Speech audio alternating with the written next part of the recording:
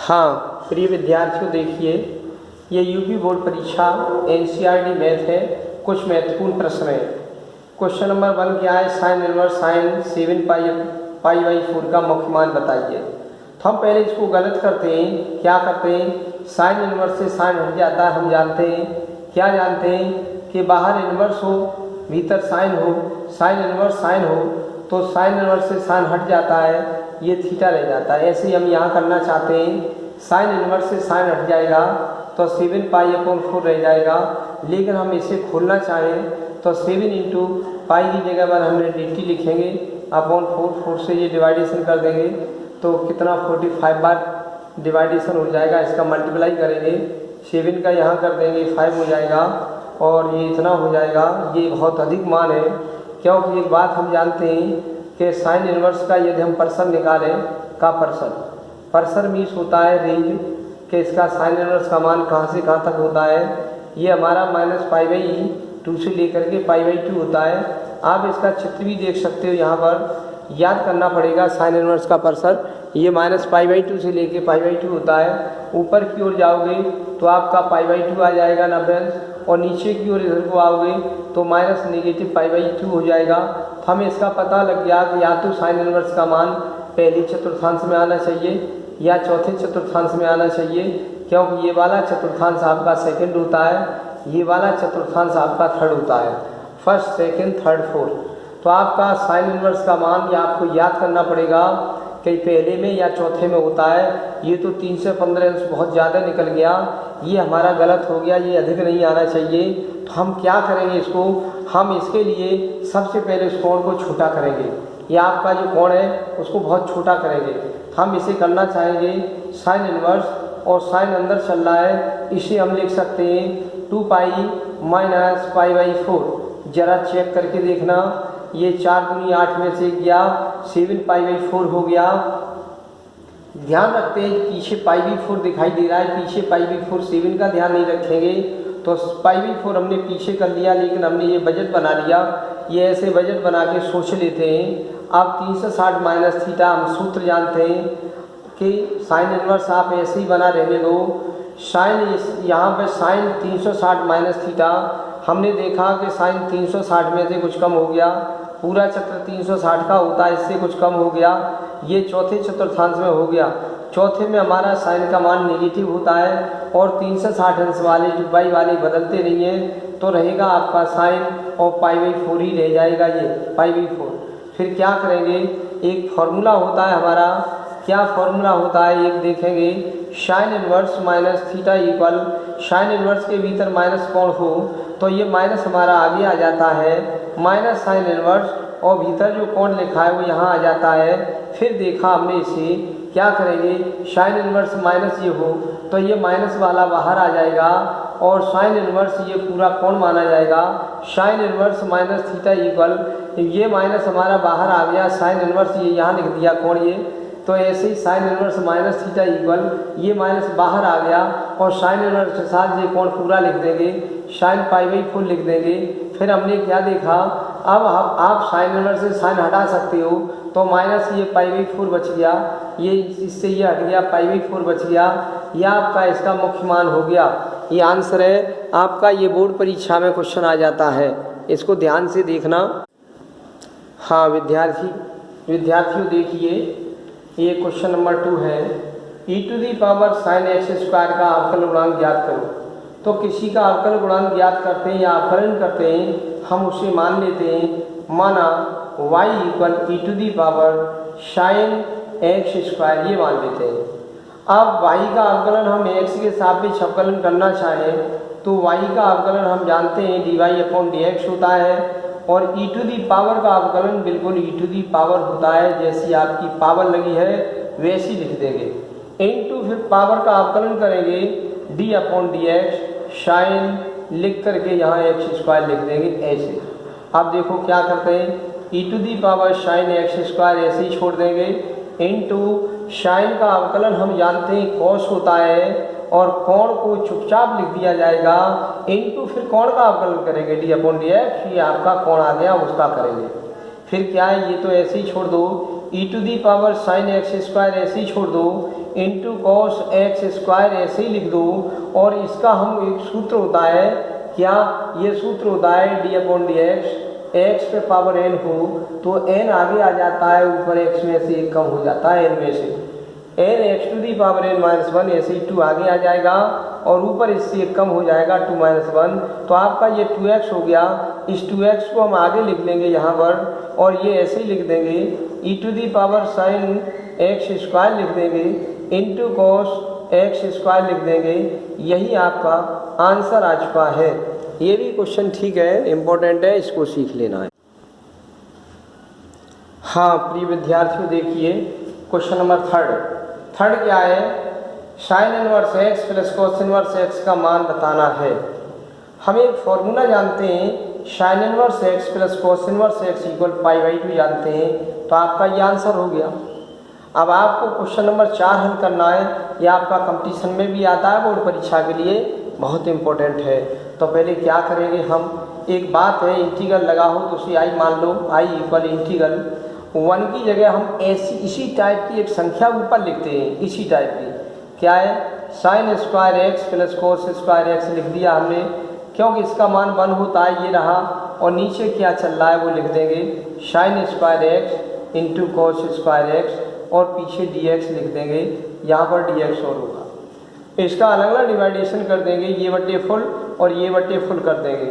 तो क्या हुआ, हमने देखा साइन स्क्वायर एक्स अपॉन नीचे कर दिया sign square x into cos square x और प्लस यहाँ इंटू dx और यहाँ पे या यहीं पे और कर दो, यहाँ प्लस यहीं लगा दो, ये कर दो कोस स्क्वायर एक्स अपॉन ये यहाँ पे लिख दो sign square x into cos square x और पूरे को बंद कर दो इंटू dx लिख दो। देखो कैंसिल, इससे ये बनवार हो गया डिवाइडेशन, इसका इसमें डिवाइडेशन बनवार हो गया। तो आपका क्या बचा, integral 1 upon cos square X बचा और plus 1 upon sine square X बचा। हमने ये देखा कि इनके हम सूत्र जानते हैं ट्रिग्नोमेट्री के, ये integral 1 upon cos square X sec square X होता है और प्लस इसका होता है कोसेक स्क्वायर एक्स होता है। अब हम दोनों की समाकलन जानते हैं बहुत अच्छी तरह से, सेक स्क्वायर एक्स का समाकलन tan x होता है और कोसेक स्क्वायर एक्स का समाकलन माइनस के cot x होता है और प्लस c लगा देंगे, ये समाकलन नियतांक। यही आपका आंसर आ गया है। ये क्वेश्चन बहुत इंपॉर्टेंट है, बहुत अधिक, ये कंपटीशन के लिए भी इम्पोर्टेंट है। तो बस यही करते हैं, sign square x cos square x into में चल रहा हो तो इसी टाइप का एक फॉर्मूला होता है, sign square x plus cos square x बराबर 1 की जगह ये लिख दिया, ये बट्टे फुल कर दिया प्लस ये बट्टे फुल कर दिया, इससे ये बनवार डिवाइडेशन हो गया और इससे ये भी बनवार डिवाइडेशन हो गया।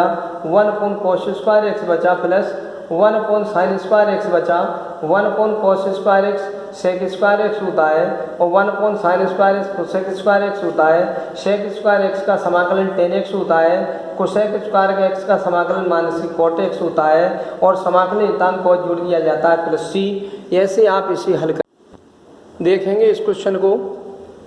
ये क्वेश्चन भी बहुत अच्छा है। एक वृत्त की त्रिज्या 6 सेमी है, r के सापेक्ष क्षेत्रफल में परिवर्तन की दर ज्ञात करो। तो आप लिखेंगे, दिया है वृत्त की त्रिज्या, या डायरेक्ट r लिख दो, r इक्वल 6 सेंटीमीटर दे रखा है और क्षेत्रफल की बात चल रही है तो लिखेंगे वृत्त का क्षेत्रफल, जिसे हम एरिया कहते हैं, एरिया ये πr स्क्वायर होता है। वो कह रहा है त्रिज्या के सापेक्ष क्षेत्रफल में परिवर्तन बताओ, तो r के सापेक्ष इसका अवकलन कर देंगे, r के सापेक्ष अवकलन। तो a का हो जाएगा dA upon dr equal pi तो गुणांक है, r स्क्वायर का करेंगे तो पावर आगे ऊपर एक कम हो जाएगा, ये पावर आगे ऊपर एक कम, तो बस ये आपका आ गया 2πr, r की जगह यहाँ रख दो 6, आंसर आ जाएगा 2π इंटू r या 6 रख दो इक्वल 12π आ जाएगा। ये परिवर्तन की दर आ गई। आपका क्या आएगा, क्षेत्रफल का मात्रक होता है, ये सेमी है तो ऊपर तो सेमी स्क्वायर हो जाएगा और प्रति r के सापेक्ष किया गया है तो सेमी नीचे भी आ जाएगा, लेकिन सेमी से सेमी नहीं काटेंगे क्योंकि ये दर का मात्रक है। बस आपका ये आंसर हो गया। हाँ विद्यार्थियों, ये देखेंगे x बराबर 2 पर वक्र y equal x square minus x की स्पर्शरेखा की प्रवणता बताओ। तो पहले आप दिया हुआ वक्र लिख लेंगे। आप लिखेंगे वक्र y equal x square minus x, इसका अवकलन करेंगे।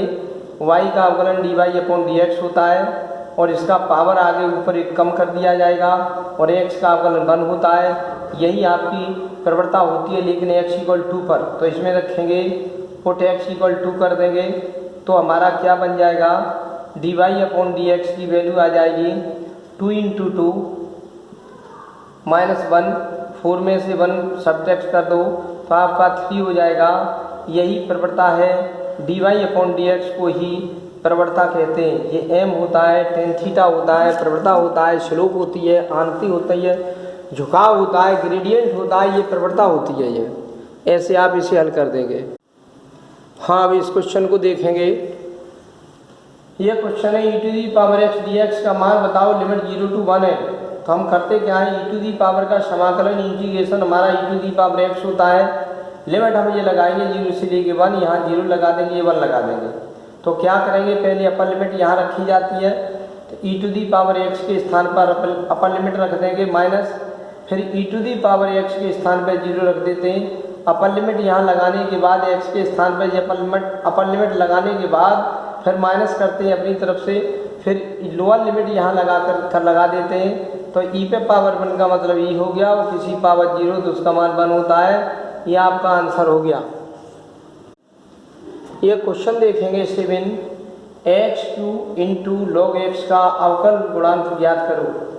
किसी का अवकल गुणांक या अवकलन ज्ञात करना होता है, जैसे y मान लेते हैं, y equal x³ into log x। ये आपके दो फलन है, एक फर्स्ट फंक्शन है और एक सेकंड फंक्शन है।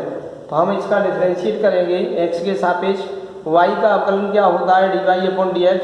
फिर आपका फॉर्मूला लगता है फर्स्ट फलन जैसा का तैसा into d upon dx second function plus second function जैसा का तैसा into d upon dx second function जैसा का तैसा into d upon dx first फलन। ये रहा। अब इसका हम अवकलन करेंगे कैसे, पहले फिर बता दें। y का अवकलन dy अपॉन dx होता है इक्वल पहला फलन जैसा का तैसा सेकंड का डिफरेंशियल प्लस सेकंड फलन जैसा का तैसा इंटू फर्स्ट का डिफरेंशियल। तो आपका ये x³ ये रहा और log x का डिफरेंशियल हमारा 1/x होता है और प्लस log x जैसा का तैसा लिख दो ये इंटू इसका अवकलन होता है पावर आगे ऊपर एक कम। ये फॉर्मूला होता है d अपॉन dx x सब पावर n का, पावर आगे ऊपर एक कम होता है। तो आप भी यहाँ कर देंगे पावर आगे ऊपर एक कम कर देंगे 3 - 1। तो सही करेंगे, इससे एक पावर कैंसिल हो जाएगी, x² रह जाएगा और ये 3x² यहाँ आगे लिख लेंगे 3x² log x कर देंगे ये। फिर इसके बाद कॉमन चाहो तो आप इसके कॉमन ले सकते हो। क्या कॉमन है, x² तो हमारा 1 + 3 log x हो गया। यही आपका आंसर है इस क्वेश्चन का। देखेंगे अब इस क्वेश्चन को, प्रारंभिक रूपांतरण का प्रयोग करके 2 1 1 1 का व्युत्क्रम ज्ञात कीजिए। तो हम हाल में क्या करते हैं, मान लेते हैं ये और प्रारंभिक रूपांतरण में करते हैं तो क्या लगाते हैं फॉर्मूला a इक्वल IA ये लगाते हैं। अगर आपका ये 2/2 ऑर्डर का मैट्रिक्स है तो i का मान भी हमारा 2/2 ऑर्डर का होगा, 1 0 0 1 ये होगा। 2/2 ऑर्डर का हमारा मैट्रिक्स होगा, 1 0 0 1 होगा। अब हम क्या करते हैं, a की वैल्यू ये वाली पूरी हम इस जगह रखते हैं, कितना 2 1 और 1 1 और i की वैल्यू हम ये वाली लिखते हैं 1 0 0 1 ये लिखते हैं और यहाँ पे कर देते हैं a।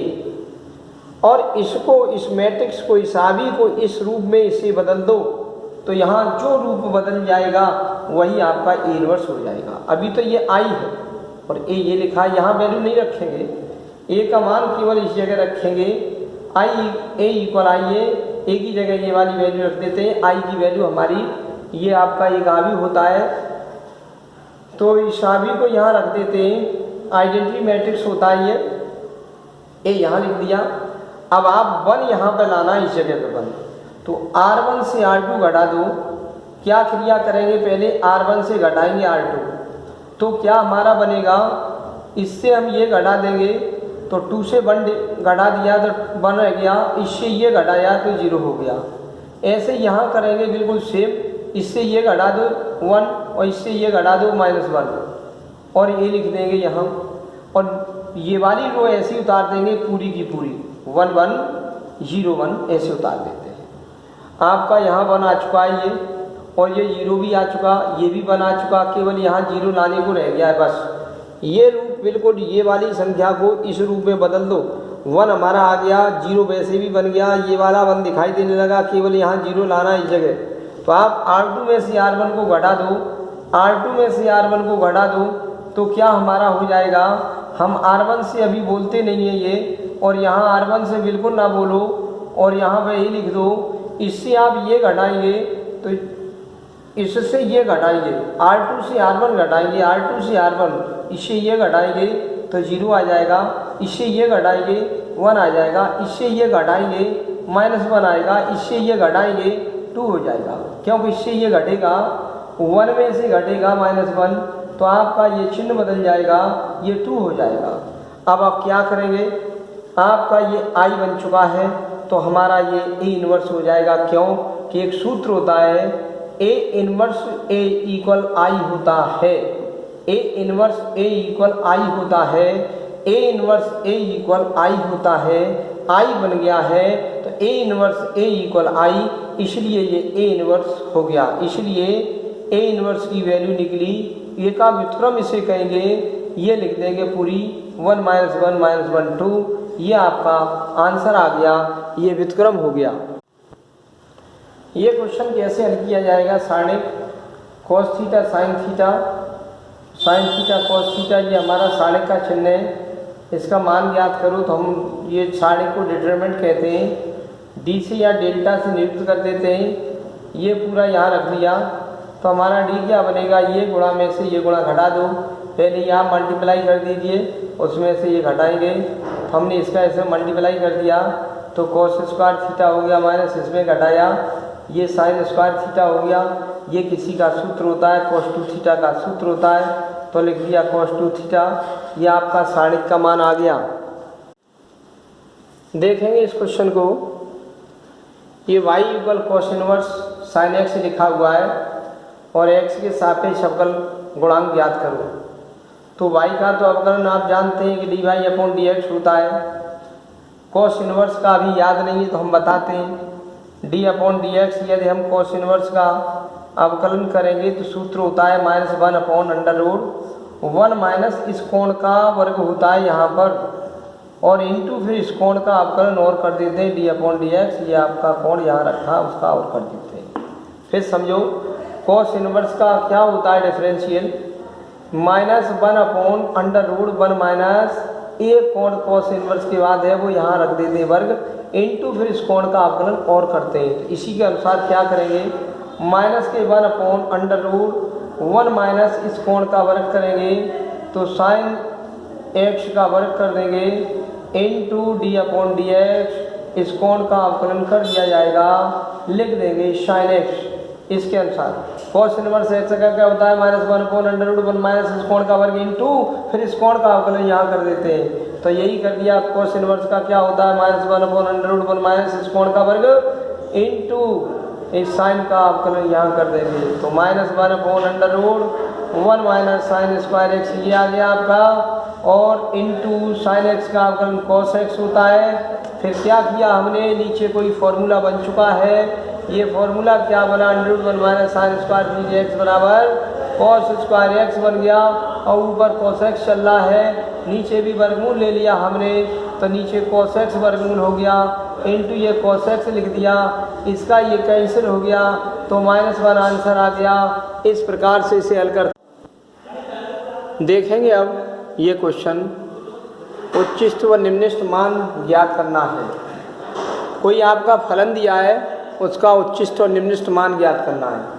तो आपका ये फलन दे रखा है y equal x³ minus 2x square plus x plus 6 का उच्चिष्ट व निम्निष्ट मान ज्ञात करो।